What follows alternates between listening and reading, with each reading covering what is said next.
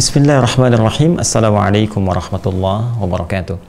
Alhamdulillahi wa kafa. Wassalatu wassalamu ala rasulillahil mustafa wa ala alihi wa sahbihi wa man wafa wa ba'd. Fa ya ahbaballahi wa ahbaba rasulihi sallallahu alaihi wasallam, usi nafsi wa iyyakum bitaqwallahi faqad fazal muttaqun fala tamutunna illa wa antum muslimun. Faqala ta'ala ya ayyuhalladzina amanu taqullaha haqqa tuqatih wa la tamutunna illa wa antum muslimun. Saudara-saudariku dimanapun Anda berada, berjumpa kembali dalam kajian Madrasah Al-Imam Al-Bukhari. Alhamdulillah, kita telah sampai di hari yang ke-6. Kita bermohon pada Allah Subhanahu wa Ta'ala, semoga seluruh amal ibadah yang telah kita tunaikan dari hari pertama khususnya sampai dengan detik ini berkenan diterima oleh Allah Subhanahu wa Ta'ala. Baik siamnya, qiyamnya pun demikian. Semoga doa-doa kita yang kita panjatkan dengan penuh kekhusyuan berkenan diterima dan dikabulkan oleh Allah Subhanahu wa Ta'ala. InsyaAllah, amin ya rabbal alamin. Saudara-saudariku, kita akan kembali melanjutkan bahasan kita masih dalam tema Kitabus Shaum, ya, pada bab yang ketiga insyaallah. Ya, penting saya ingatkan terlebih dahulu bahwa dalam kitab Sahih Al-Bukhari ini itu terdapat 97 tema. Nah, temanya itu dinamakan oleh beliau dengan kitab. Jadi kalau misalnya tema pertama kitab Bad'ul Wahyi, ya, tema tentang permulaan wahyu. Kitabul Iman, tema tentang iman, dan seterusnya. Nah, kita sekarang ada di tema yang ke-30, Kitabus Shaum, tema seputar puasa, ya, segala yang terkait dengan puasa. Nah, di bawah tema ini ada subtema. Beliau sebutkan dengan bab namanya, ya, bab. Misal di subtema yang telah kita bahas kemarin itu yang pertama ada bab wujubi shaumi Ramadan. Ya, tema tentang dalil kewajiban puasa Ramadan. Telah kita bahas ayatnya apa, hadis-hadis terkaitnya bagaimana, ya. Kemudian yang keduanya juga kita telah bahas tentang bab fadlis shaumi, ya, bab keutamaan siam, puasa Ramadan, ya, juga puasa-puasa yang terkait dengannya khususnya Ramadan yang kita tunaikan saat ini. Jadi apa keutamaannya, bagaimana mendapatkan junnah, seperti apa meraihnya, dan telah kita tuntaskan di pertemuan yang lalu. Nah, sekarang kita akan masuki pada bab yang baru, yaitu bab yang ketiga. Ya, nah ini menarik nih. Ya, kalau di bab pertama selalu idhofat, disandarkan katanya kalimatnya. Contoh bab pertama ini babu wujubi shaumi Ramadan, babu wujubi. Kan? Nah, kemudian di bab yang keduanya ada babu fadli shaumi, babu fadli. Bab yang ketiga ini menarik, babun as-shaumu kafaratun. Babun as-shaumu kafaratun. Ini mubtada, takdirnya mahdhuf, ya, hadza babun. Ya, hadza babun, kemudian as-shaumu kafaratun. Jadi beliau ingin memberikan penekanan kepada informasi yang akan disampaikan, ya. Jadi seakan ingin menegaskan bahwa ini yang ketiga ini spesial nih. Ya, awas, jangan sampai Anda sedikit lengah untuk bisa menelaah bab ini karena sama pentingnya dengan sebelumnya. Jadi dibuat variasi oleh beliau. Kalau sebelumnya diidofatkan bab ini penting, bab ini penting, maka yang ketiga dikatakan babun, bab ini nggak kalah penting. Hadza babun, kan? Jadi apa yang penting dari bab ini? Ya, mubtadanya tadi mahdhuf dibuang, hadza, gitu kan? Kemudian khabarnya babun, hadza babun. Ya, inilah bab. Apa yang penting di bab ini? As-shaumu kafaratun. Puasa itu bisa menjadi penghapus dari dosa-dosa kecil, ya, yang kita pernah kerjakan. Nanti kita akan lihat hadisnya. Pun demikian berpotensi juga menggugurkan dosa-dosa besar dengan taubat yang kita lakukan saat puasa itu dikerjakan. Nah, jadi beliau ingin mengatakan bahwa di antara pentingnya esensi puasa dan di antara keistimewaan yang melekat juga pada puasa, bahwa puasa itu berpotensi bisa menjadi penghapus dosa-dosa. Ya, jadi jangan sembarangan. Saking pentingnya ini, maka beliau membuat sifat yang khusus, tampilan yang khusus, ya, tidak disamakan seperti sebelumnya, tapi memberikan perhatian besar kepada kita untuk mengamati bab berikut ini. Bismillahirrahmanirrahim. Babun as-shaumu kafaratun. Inilah bab subtema yang membahas tentang as-shaumu, bahwa puasa itu bila ditunaikan dengan benar. Ingat, kalau ada alif lam itu spesifik menunjukkan, ya, ta'rif ma'rifah. Jadi kalau ada alif lam itu bisa dua fungsi secara umum. Bisa istighraq, ya, mencakup segala hal banyak. Ya, seperti alhamdulillah, gitu kan, segala, semua pujian hanya milik Allah tanpa kecuali. Ada ta'rif, sesuatu yang menunjukkan kekhususan. Beda dengan yang lain, ada spesifikasinya. Kalau dalam persoalan-persoalan aturan misalnya ada kejelasannya, ada hukumnya, beda dengan yang lain, gitu kan? Nah, seperti sholat misalnya pakai alif lam, ya, alladzina yu'minuna bil ghaib wa yuqimunas shalah wa aqimus shalah, kan? Nah, itu tarif atau diidhafatkan misalnya, ya. alladzina hum fi salatihim khashi'un, kan him ada idafatnya di situ. Seakan memberikan kesan kepada kita bahwa sholat itu ada aturannya, khusus, ketentuannya, nggak boleh sembarangan. Kalau nggak, Anda nggak mendapatkan segala keistimewaan yang melekat pada sholat. Nah, di sini pun dibuka dengan alif lam, as-saumu, ya, puasa yang ditunaikan dengan benar itu, puasa ini nih, dengan puasa ini, kafaratun, maka diantara keistimewaannya bisa melahirkan kafarah, ya, penghapus dari kesalahan-kesalahan yang pernah dilakukan. Baik, seperti apa informasinya? Mari kita baca. Ini hadisnya, posisinya nanti di nomor hadis 1895. Ya, 1895 ini adalah urutan dari hadis yang pertama dari kitab Badul Wahyi sampai dengan ke Kitabus Shaum pada bab yang ini. Ya, kalau di urutannya ini sendiri, di bab Kitabus Shaumnya sendiri, di Kitabus Shaum ini urutan yang kelima. Ya, urutan yang kelima. Baik. Bismillahirrahmanirrahim. Haddatsana Ali bin Abdullah, haddatsana Sufyan, haddatsana Jami' an Abi Wa'il an Hudzaifah. Ya, qala haddatsana Ali bin Abdullah, telah menyampaikan kepada kami, kata Imam Al-Bukhari, Ali bin Abdullah, haddatsana Sufyan, telah menyampaikan kepada kami Sufyan, haddatsana Jami', telah menyampaikan kepada kami Jami' an Abi Wa'il, dari Abi Wa'il an Hudzaifah, dari Hudzaifah. Ini Hudzaifah di sini sahabat Nabi SAW yang mulia, Hudzaifah Al-Yamani. Ya, Hudzaifah bin Al-Yamani. Jadi ini sedikit saja inspirasi dari sahabat mulia ini, Hudzaifah bin Al-Yamani radhiyallahu taala anhu. Ini seorang yang sangat spesial, ya, di kalangan para sahabat. Jadi punya 3 keutamaan yang melekat pada beliau yang bahkan diakui oleh para ulama. Ya, pertama kecerdasan. Jadi kecerdasannya itu juga ditunjang oleh nalar yang tinggi, ya, yang sahabat Nabi banyak yang cerdas, ya. Omar itu cerdas, diakui radhiyallahu taala anhu. Ali bin Abi Thalib karramallahu wajhah cerdas, Ibnu Abbas radhiyallahu taala anhu cerdas, Amr bin As cerdas radhiyallahu taala anhu. Banyak yang cerdas, ya. Dan Hudzaifah ini punya spesifikasi dalam kecerdasannya, ya, itu spesial. Jadi nalarnya juga tajam, yang kadang-kadang memiliki satu pemikiran logika terbalik. Ya, ini ada logika terbalik. Jadi kalau misalnya orang-orang membahas tentang surga, nanya pada Nabi Rasulullah, bagaimana surga ini, ada berapa pintu, bagaimana cara masuk dan sebagainya, misal, ya, maka Hudzaifah Al-Yamani itu bertanya tentang neraka. Orang bertanya tentang nikmat kubur, Hudzaifah tanya tentang azab kubur. Ya, orang-orang bertanya gitu kan, ya Hudzaifah radhiyallahu taala anhu, kenapa engkau ini tanyanya kok kayak nyeleneh gitu, aneh-aneh. Kita tanya surga, Anda tanya neraka. Kita tanya nikmat kubur, Anda tanya azab kubur. Kata Hudzaifah Al-Yamani, ya kan, orang kalau mau ke surga sudah paham ini pintunya, ini jalannya, ini begini. Banyak keterangan di Al-Quran, banyak penjelasan Nabi SAW bima makna demikian. Tapi kalau tidak pernah tahu lubangnya, ya, tidak pernah tahu di mana duri untuk menghambatnya, ya, maka kita ya sulit untuk memasukinya. Maka beliau bertanya tentang neraka itu supaya tahu hal-hal yang harus dihindari. Nah, ini loh jalan-jalan yang bisa menjerat ke neraka. Alih-alih pengen ke surga, ternyata terpleset jatuh ke neraka, gitu kan. Pun demikian hal-hal yang terkait yang sering ditanyakan oleh beliau. Jadi ini punya nalar yang sangat tinggi terhadap sesuatu. Yang kedua, cepat tanggap. Jadi bisa membaca situasi, gitu kan. Bisa membaca situasi dengan bagus, sehingga ini seringkali menjadikan Nabi SAW mengutus beliau sebagai salah satu ahli intelijen dalam penyamaran. Nah, ini bakat ini juga yang diwariskan dari ayahandanya, ya, Al-Yamani radhiyallahu taala anhu, hidup dalam suasana keislaman di awal-awal masa Islam, kemudian juga sudah ditempa anaknya ini ketika hijrah ke Al-Madinah Al-Munawwarah, maka Hudzaifah ini sering mendampingi Nabi, ya, dalam setiap aktivitas dan seterusnya. Nah, ayahnya ini Al-Yamani radhiyallahu taala anhu ini gugur beliau dalam perang Uhud, dan ini gugurnya pun dalam satu hal yang sangat menarik, gitu ya, karena tidak diketahui bahwa beliau itu dalam pasukan orang beriman, pasukan orang-orang mukmin, karena tadi bakat penyamarannya tinggi, gitu ya. Jadi beliau biasanya penetrasi ke pasukan-pasukan musuh seperti apa dan sebagainya, membawa informasi dan seterusnya.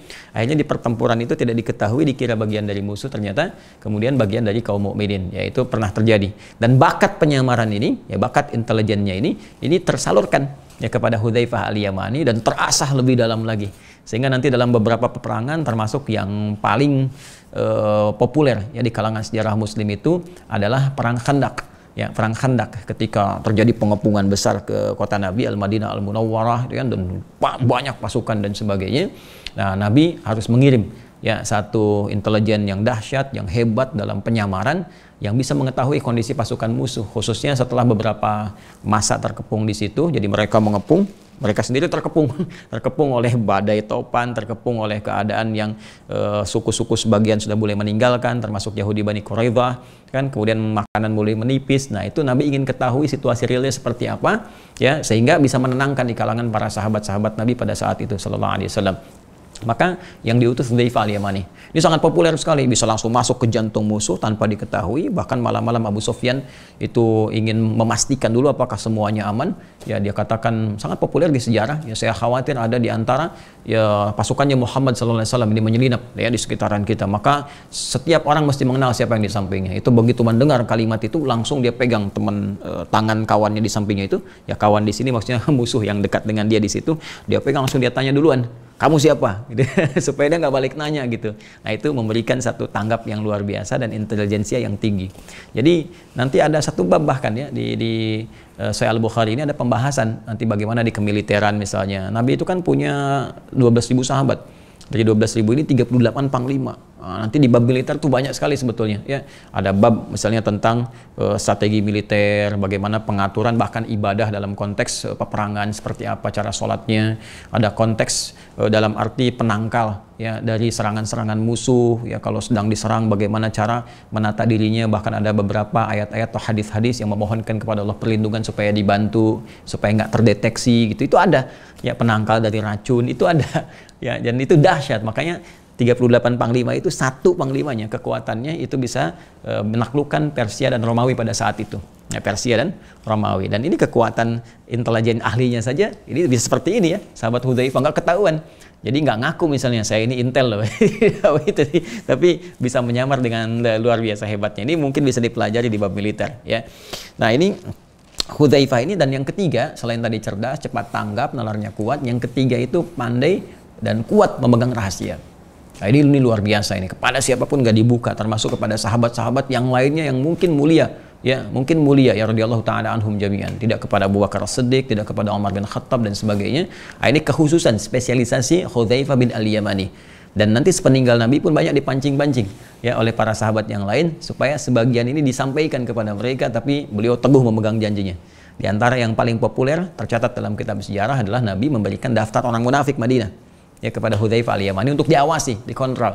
Nah, inilah indahnya Nabi, Masya Allah, sayang kepada umat sampai di titik tertentu ditunggu supaya mau berubah gitu kan ya, bila Allah menghendaki. Jadi mereka supaya tobat seperti di An-Nisa 143, illal ladzina tabu aslahu wa atasamu gitu kan billahi dan wa akhlasu dinahum lillah faulaika ma'al mu'minin wa sawfa yu'tillahu al-mu'minina ajran 'azima. Jadi diharapkan mereka itu tobat, diharapkan baik lagi, sehingga diberikan rahasia itu kepada Hudzaifah al-Yamani, orang-orangnya disebutkan oleh Nabi daftarnya supaya dipantau, diawasi gitu kan, apa tindakan-tindakan yang bisa membahayakan, adakah pengaruh-pengaruh buruk dari kalangan yang lain, adakah dorongan untuk kembali menjadi baik gitu kan, terlihat dari karakteristiknya. Di samping tentunya ada doa, ada upaya dari dakwah Nabi sallallahu alaihi wasallam.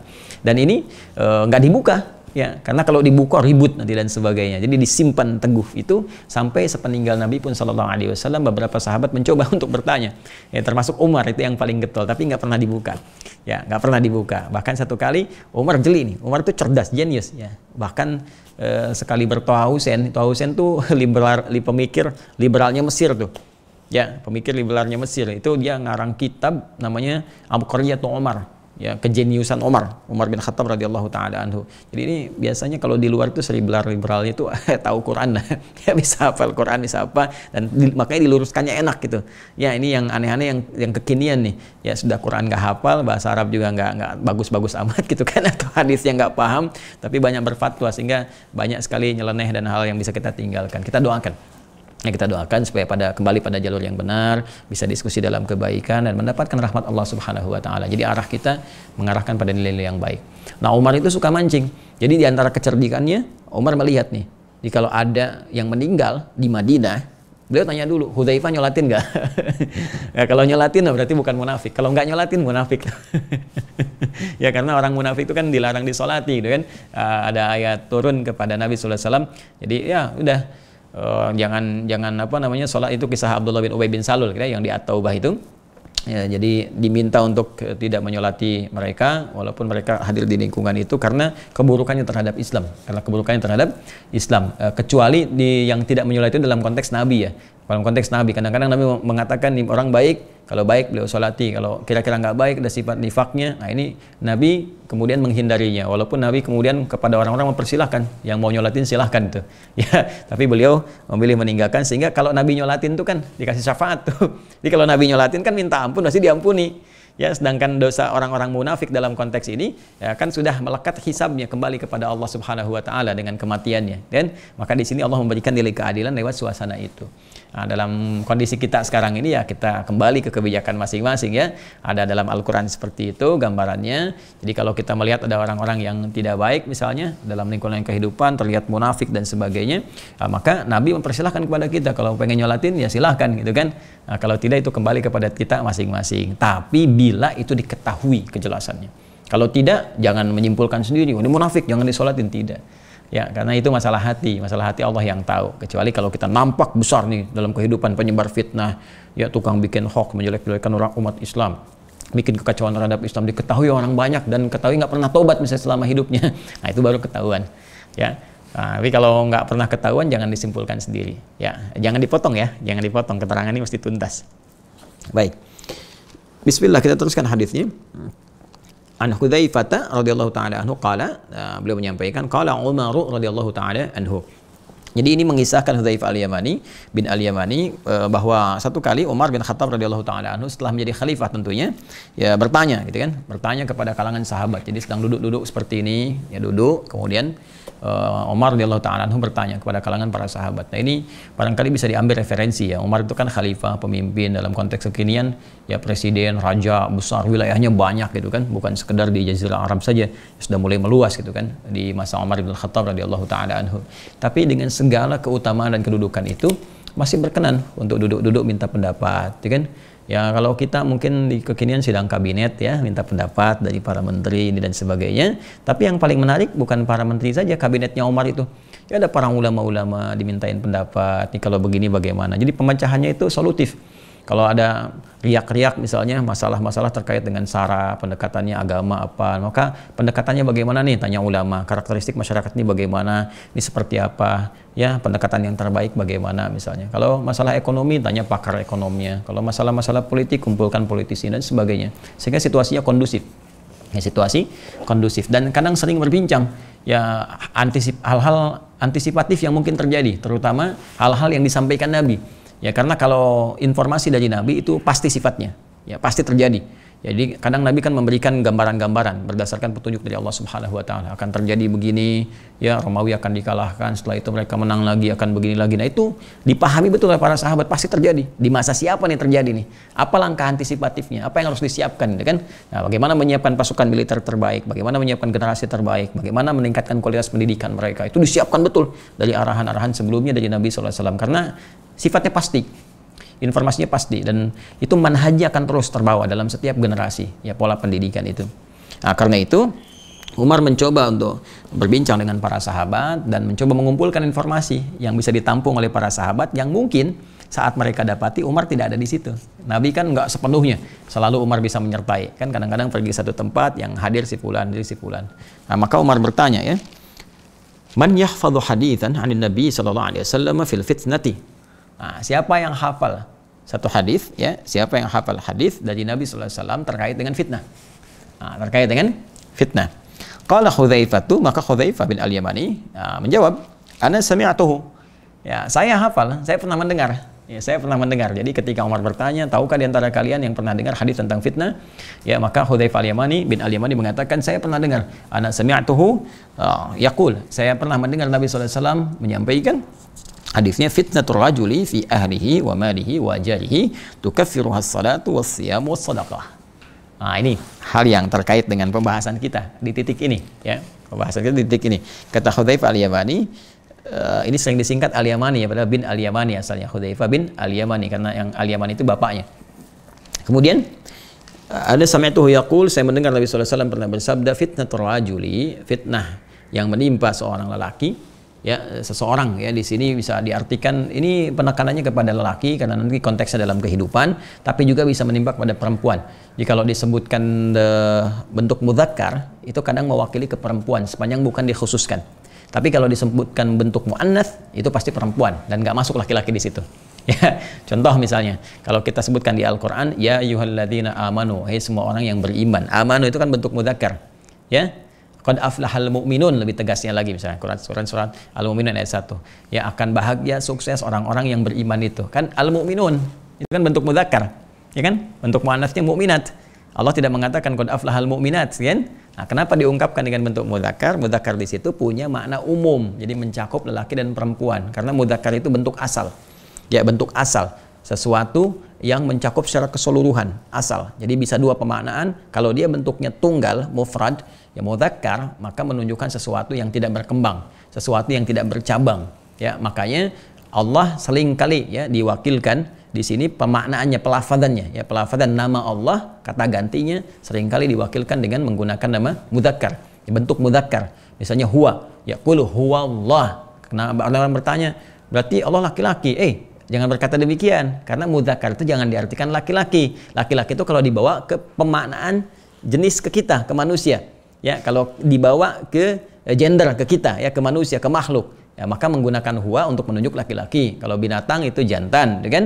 Nah, demikian ke tumbuhan dan seterusnya. Tapi kalau dimaksudkan ke Allah, dikembalikan ke kata asalnya. Jadi mudzakkar itu sesuatu yang tidak berkembang, ya sesuatu yang tidak bercabang. Allah itu kan nggak berkembang, Allah itu ahad. Ya, tidak bercabang, tidak melahirkan, tidak dilahirkan, sifatnya ahad, karena itu menggunakan bentuk mudzakkar. Tapi kalau dibawa ke konteks makhluk dalam kehidupan kita, maka muncul makna yang kedua. Sepanjang disebutkan bentuk mudzakkar dan tidak ada takhsis pengkhususan kepada laki-laki, maka sifatnya umum. Seperti qad aflahal mu'minun, ya kan? Sungguh akan sukses bahagia orang-orang yang beriman. Di situ mencakup laki-laki dan perempuan. Tapi kalau disebutkan muannats, misalnya al-mu'minat, ya wa qul lil mu'minati, dan katakan pada perempuan-perempuan yang punya iman, maka itu khusus untuk perempuan.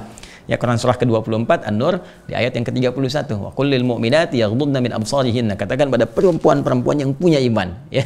Maka jaga juga pandangan seperti laki-laki juga menjaga di ayat yang ke-30-nya. Jadi kalau ayat 30 qul lil mu'minin, katakan pada laki-laki beriman, itu takhsis untuk laki-laki saja, karena ayat 31-nya untuk perempuan dibagi dua.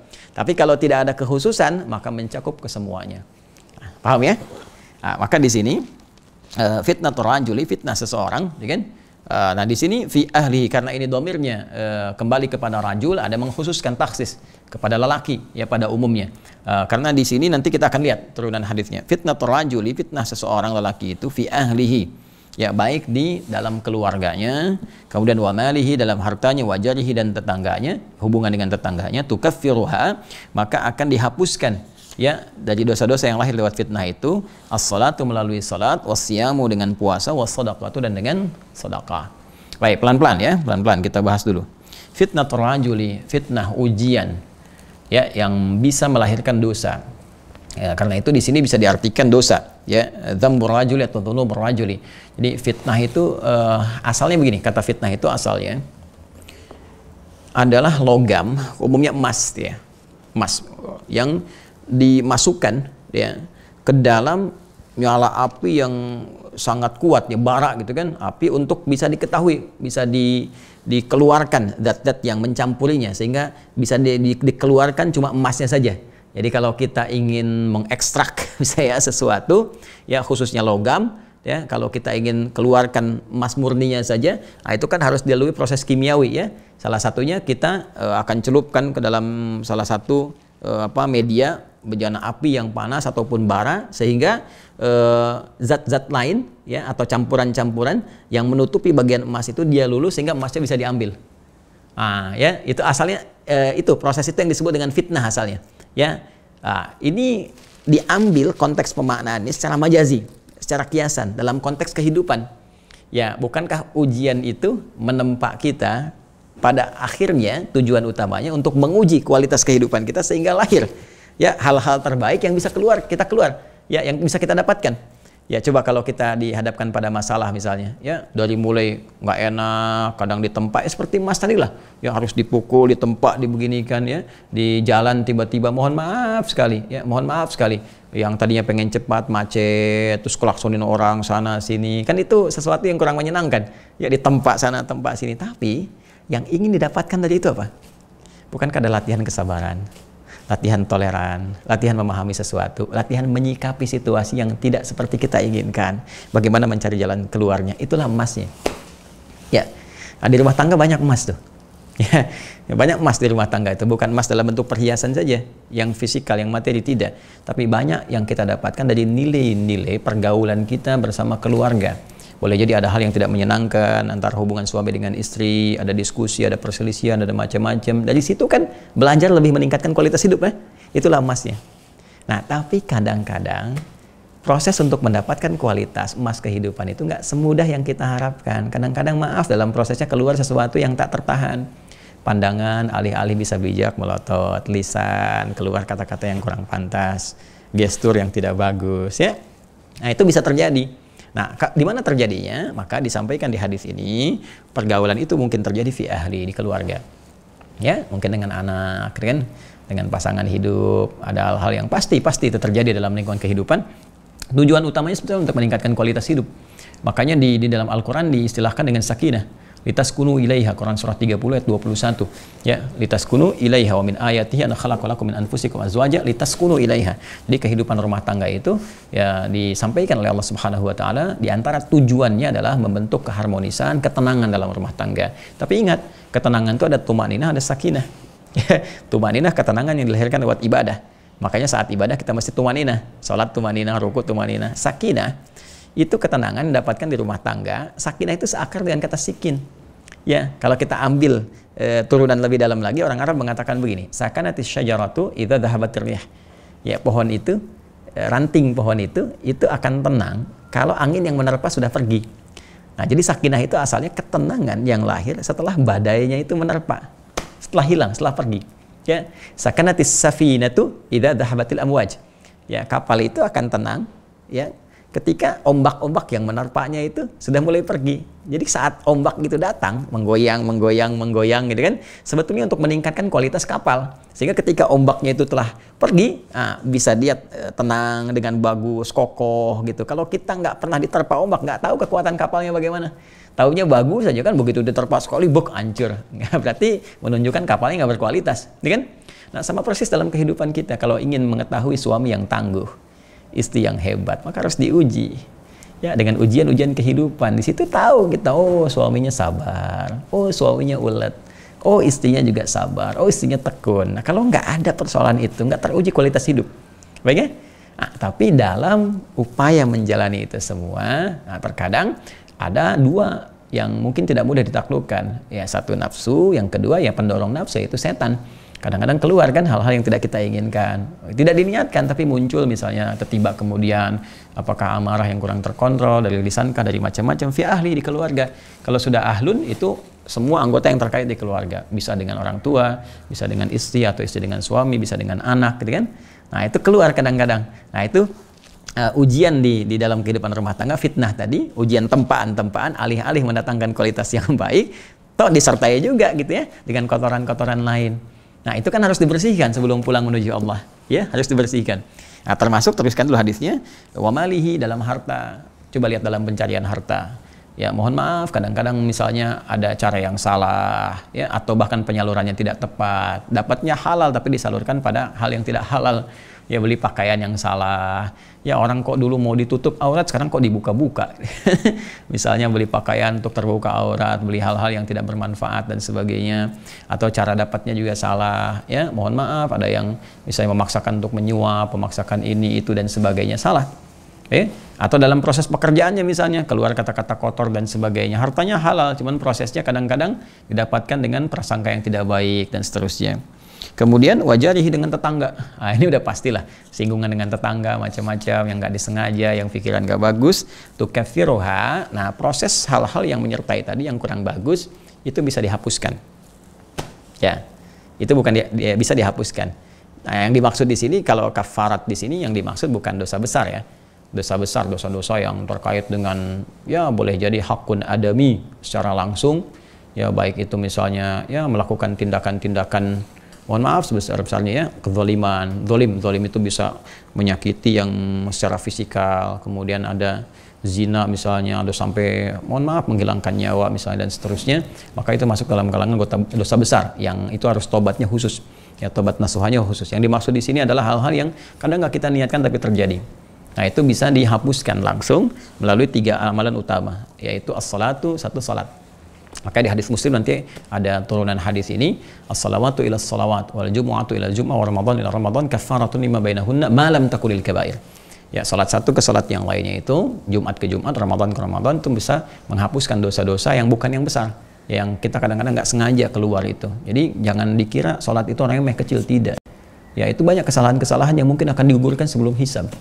Ya, jadi jangan pernah mengabaikan sholat ya. Sekali lagi, sholat itu sangat luar biasa. Nanti kalau udah mau meninggal tuh terasa pentingnya sholat. Ya, kalau memang masih mengabaikan, tapi kalau kita perhatian bagus, tunaikan, semasa hidup akan terasa manfaatnya. Banyak sekali, seperti yang kita uraikan dalam kajian, aku suka ya. Kemudian as-siyam, nah ini dia, puasa. Ya, jadi puasa itu saat kita kerjakan, ini saat puasa nih, Masya Allah, dosa-dosa Allah gugurkan. Allah otomatis tuh, yang tadi yang saya sebutkan. Ya, kalau dosa-dosa besar ya kita bertaubat kepada Allah sambil istighfar. Bahkan hadisnya spesifik kan, di kitabus siyamnya nanti nomor hadis ke-38-nya kan, man shoma ramadhana imanan wa ihtisaban ghufira lahu ma taqaddama min dhanbi. Siapa yang puasa Ramadan dengan benar, tunaikan dengan baik, ikhlas, tulus, terus dia bermuhasabah, ingat dosa-dosanya. Ya, dia memohon ampunan kepada Allah, ingat satu-satu pada orang tua, ya, pada pasangan, pada anak-anak, pada kerabat dan sebagainya. Dia minta ampun, tuh diampuni dosa-dosa yang pernah dia kerjakan sebelumnya. Ya, tapi dengan dia puasa itu yang tidak sengaja tadi, itu muncul seketika. Ya, penghapusannya. Kan sering Anda katakan ya, minta maaf, mohon maaf dari kesalahan-kesalahan baik yang disengaja, ini sebenarnya bermasalah nih. Ya, kalimat baik yang disengaja ini, kenapa sengaja berbuat dosa? Saya suka agak senyum-senyum kalau ada orang mengatakan mohon dimaafkan hadirin dari kesalahan-kesalahan yang mungkin baik itu disengaja ataupun tidak disengaja. Kalau nggak sengaja itu wajar, Joni. Ya, ini ada kafarat. Tapi kalau disengaja, jadi pertanyaan, kok sengaja berbuat dosa? Itu ya. Nah, itu. Jadi ya, itu dia yang sengaja berbuat dosa itu mesti taubat tuh. Ya, taubat ya. Innamat taubatu 'alallahi lil ladzina ya'maluna su'a bijahalatin. Itu di Quran surah keempat ayat yang ke-17 itu. Nah, tapi kalau tidak disengaja ini dengan kafaratnya hilang. Jadi saat kita puasa, Masya Allah. Jangan dikira nggak ada nilainya. Nggak ada nilainya kita menahan lapar dan haus, ada. Ya, ada di antaranya adalah Allah memberikan apresiasi kalau benar ditunaikannya puasa itu, karena itu pakai alif lam as-siyam. Puasanya benar. Kalau benar puasanya, seperti kami terangkan di pertemuan lalu, itu Allah berkenan menggugurkan, hapuskan kesalahan-kesalahan. Wassadaqah, dan sedekah. Nah, ternyata sedekah itu penggugur dosa. Sedekah itu penghapus kesalahan. Nah, jadi kalau udah kesalahan-kesalahan tadi yang dihapus, apa parameter keberhasilan kita menunaikan itu, dan petunjuk yang menyampaikan kepada kita bahwa salah itu telah hilang. Di antaranya bisa dicek melalui kebiasaan kita yang baru. Nah, jadi kalau kita beramal tadi, sholatnya bagus, puasa bagus, rajin sedekah, nanti kebiasaan-kebiasaan kita yang salah tadi itu akan ditutup oleh Allah dengan dihapuskannya kesalahan tadi, dosanya dihapuskan, maka kesalahan-kesalahan dan kebiasaan-kebiasaan untuk salah tadi itu dihilangkan oleh Allah. Akhirnya begitu ada ujian yang serupa, nah, itu nggak muncul lagi sikap itu. Yang muncul senyum, sabar, lebih banyak diamnya, gitu kan?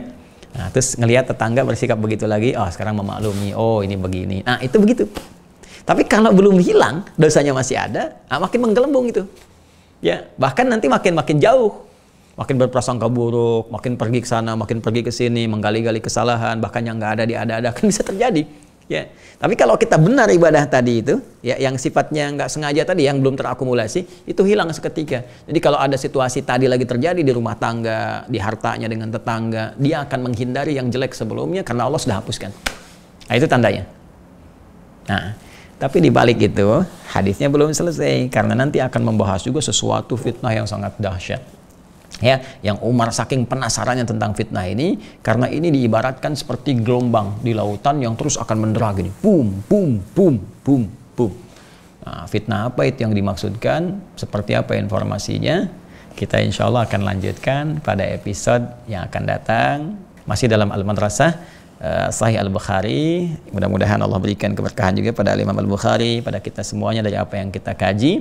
Kesimpulan yang kita dapatkan bahwa as-shaumu kafaratun, puasa itu kalau ditunaikan dengan benar, sesuai dengan aturannya, diisi dengan baik, maka dia akan menjadi penghapus, penggugur dosa-dosa yang terlahir dari perbuatan-perbuatan kecil yang tidak disengaja lahir dalam perilaku kita dalam mengatasi ujian-ujian kehidupan. Yang dengan itu Allah berkenan menggugurkan dosanya, kemudian merubah kebiasaan kita jadi lebih baik. Itulah diantara kemuliaan puasa, dan semoga kita diperkenankan oleh Allah untuk mendapatkan itu semua. Saudara-saudariku, kami kira ini yang disampaikan di kesempatan hari ini. Semoga bermanfaat, semoga Allah muliakan kita. Allahumma taqabbal minna innaka antas samiul alim wa tub alaina innaka antat tawwabur rahim. Rabbana atina fid dunya hasanah wa fil akhirati hasanah wa qina adzabannar. Bifadlika subhana rabbika rabbil izzati amma yasifun wa salamun alal mursalin wa akhiru da'wana alhamdulillahi rabbil alamin. Assalamualaikum warahmatullahi wabarakatuh.